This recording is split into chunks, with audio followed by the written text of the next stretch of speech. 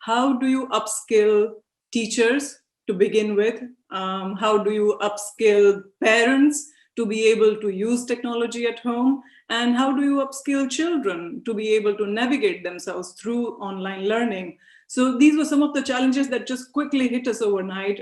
We had to just start doing very descriptive, handwritten notes to parents and teachers and students saying that this is how you get Zoom on your computer or on your phone. This is how you join a classroom.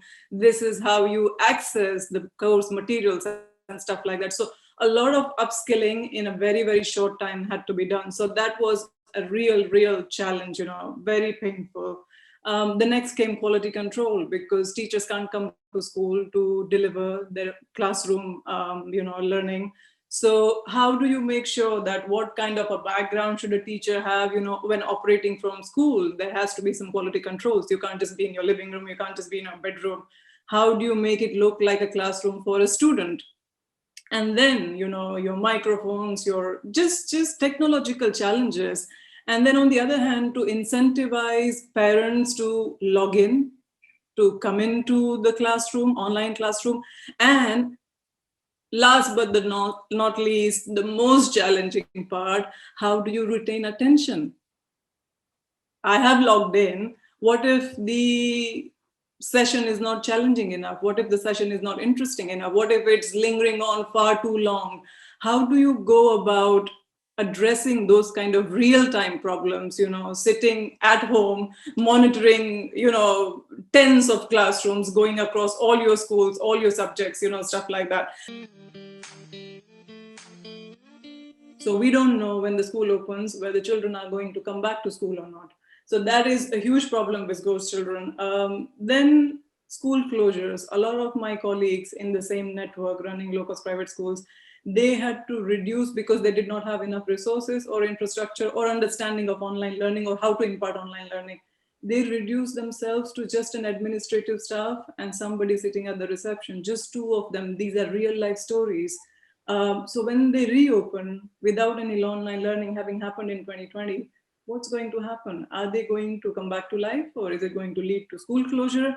So these are the questions that, one sort of is faced with in the next few months. And going forward, will FDI ever become accessible to school? As Manish said, diversifying finances for schools. I, as an entrepreneur, know how difficult and challenging it is to raise finances. Foreign direct investment, if you are a services company, only then it is feasible. Schools, black and white, are not allowed to make profit, so it's a gray area. And having grants, FCRA, I know my personal journey, how difficult it is to get an FCRA, to get a grant from overseas. We were at the receiving end twice for a very large sum of money to do some interesting projects, but FCRA got us just entangled in the process, and that could never come through. So yes, diversifying of finances is definitely something one must look at. And I don't know, maybe moving forward, this is a long run goal, that if we could be part of MSME and become a taxable structure, would that ever be feasible? I don't know. But until then, these challenges lie ahead of us.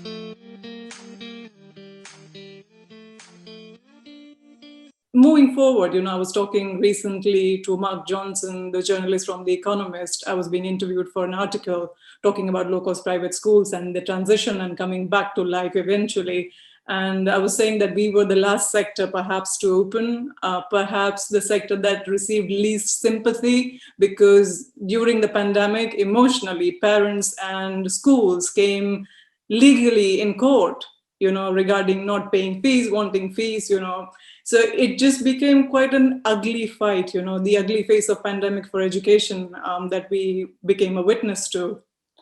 And taking 25% off from the revenues, which was again another challenge on top of parents not wanting to pay fees. So going forward, the transition is we have now parents coming in with a partial reopening, wanting to negotiate. So every single day is a negotiation saying that we will not pay fully.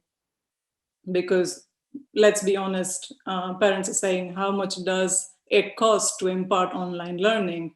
So they are sort of raising questions which are open to negotiation, every single day. So that transition on that front is again, is going to be challenging. Secondly, on educational front, when children do come back to you, to a school, what learning bar are there? As Tanaya pointed out, what learning bar are you going to receive them at? Can you gear learning towards individuals to get them back into the pace, and most importantly, I think, I wouldn't even be worried as an educator that when they come back, they'll be at different learning levels, because we deal with that so well in our schools, that to me is not a real challenge. To me, the real challenge is the mindset has shifted leaps and bounds way beyond what you can imagine. The question here to ask is, what do children think of education now after pandemic? It's not what you and I think, it's what do children think of education? What's their perspective on education? Do they take it seriously? Do they think it's something worth pursuing? Do they think it's something that will engross them the way it used to? Perhaps, there will be an initial excitement of meeting their friends, coming back into natural environment of a classroom, but then the huge question mark is on the value of learning. How would they perceive it? That is my real challenge, and that is the real transitional phase.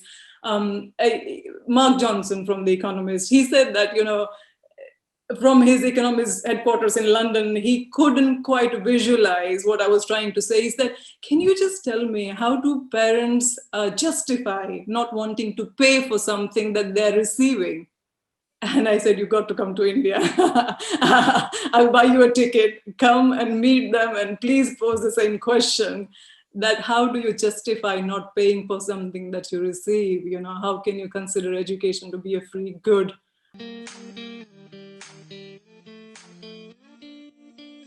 It has done over the last 1 year almost now, is that it's given time to incubate ideas, and the projects that really were in the pipeline got that oxygen, that room for thought, that time and space required to design it and bring it into reality.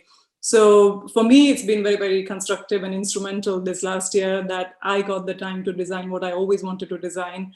And I was just talking to Steve, through DM while the chat was going on, that we'll be launching it in hopefully 2022. And it will be really challenging the idea of education altogether. How do you do education?